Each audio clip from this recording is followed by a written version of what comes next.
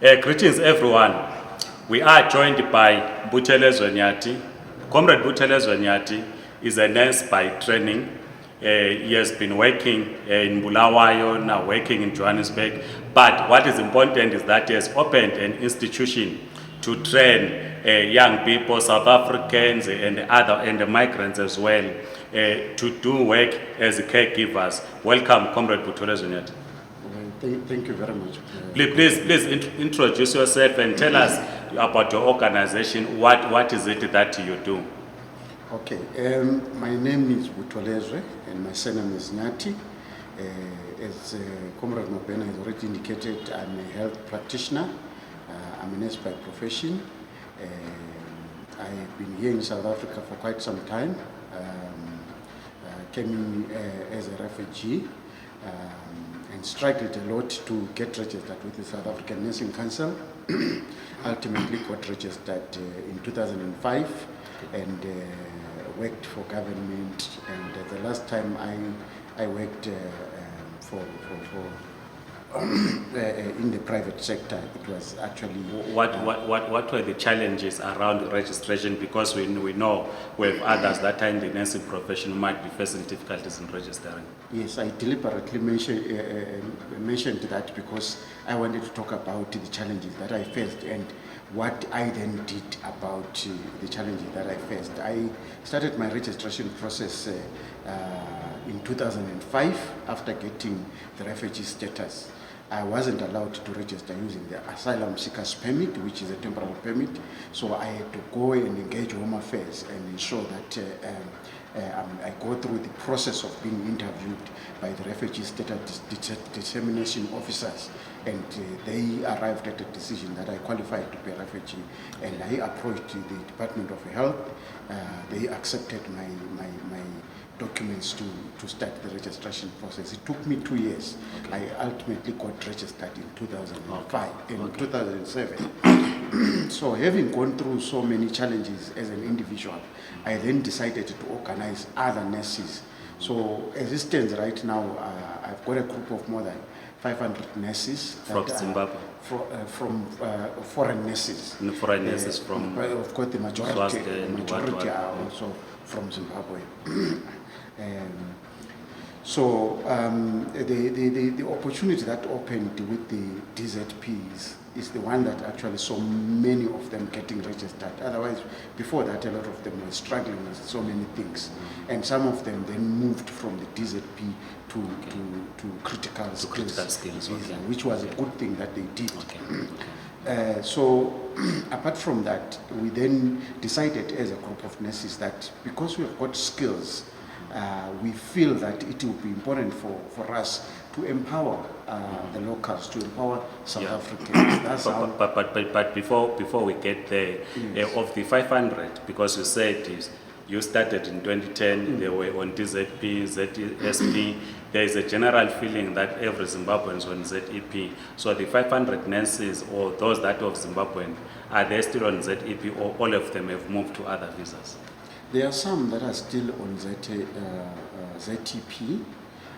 but there are a few. The majority of them actually moved to other permits, which are the special skills, because some have got post-basic qualifications that are needed in South Africa. Okay. And like I said, they did well. In actual fact, that's what we advised them to do. Okay. So yeah, there's only a few that are still remaining on ZTP. Okay. And then the training institution, GMEC, I see. Yes. A nice shirt here. GMEC is an organization that was formed by this group of nurses, as I indicated, that we realized that we shouldn't only be here to just work, because there's this thing that people say that we are here to take people's jobs. We decided that we are going to use our skills to transfer and empower, especially South Africans. Okay. Right now we have got other nationalities that I have joined our training institution. So we specialize in healthcare training, especially for caregivers, because we want to take people who have missed an opportunity to actually either finish school, when they are school dropouts, people that dropped out because they fell pregnant and then they decided not to go back to school. So our entry qualification starts as low as grade 9.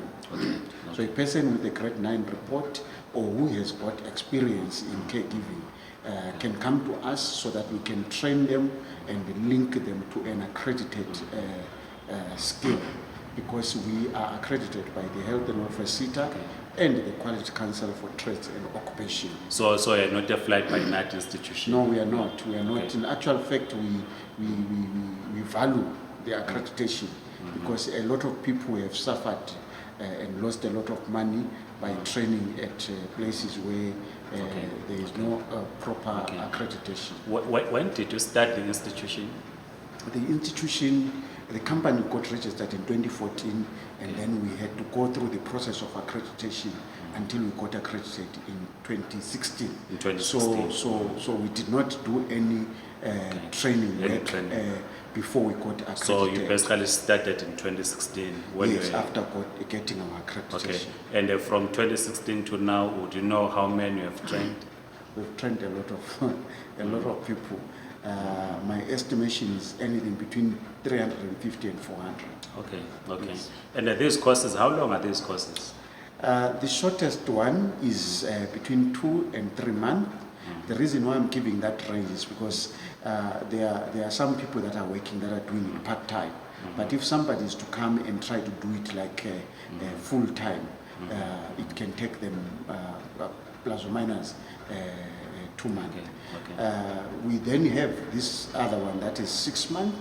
Okay, maybe the name for the first one is palliative and chronic home-based care, which is actually a specialty of caring for people that are dying or that have got chronic conditions and they need a caregiver, almost full time. And then we have got the 6 month one that is called comprehensive health caregiver. This one it also includes palliative and chronic home-based care, but it also adds caring for the elderly and caring for children. We then have one that is promoted by the Department of Health.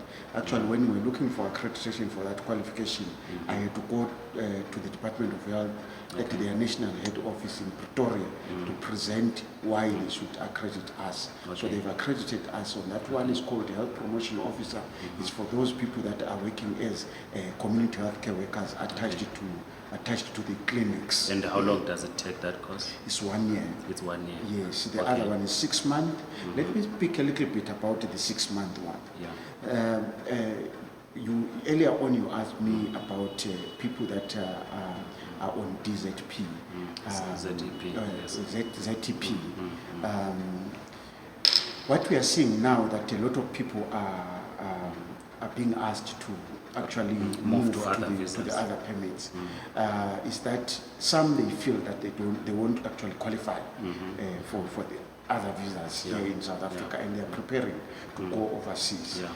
Overseas they actually require this course, the 6 month one, because it is comprehensive and it touches on the things that they want people to do when they get to overseas. So what are the requirements or qualifications for one to study for this 6 months one? We because it's pitched at NQF level 2, which is equivalent to grade 10, as I indicated, that we try to take people that are actually vulnerable. So if a person did from 2, for instance, they did grade 9 here in South Africa, they'll be able to read and write, because the bulk of the work or the training is practical.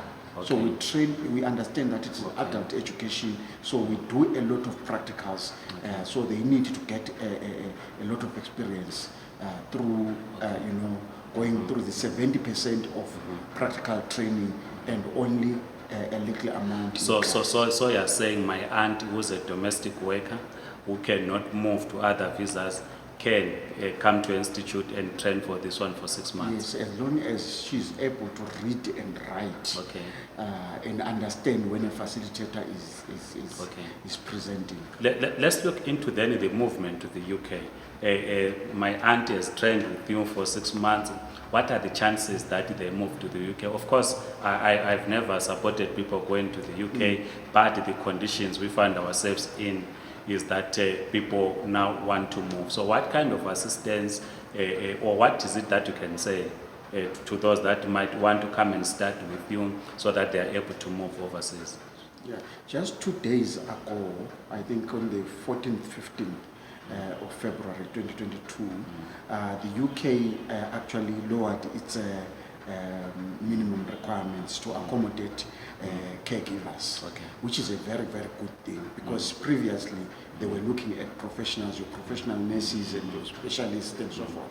So we feel that with this opening, a lot of people will stand a chance to actually move to the UK.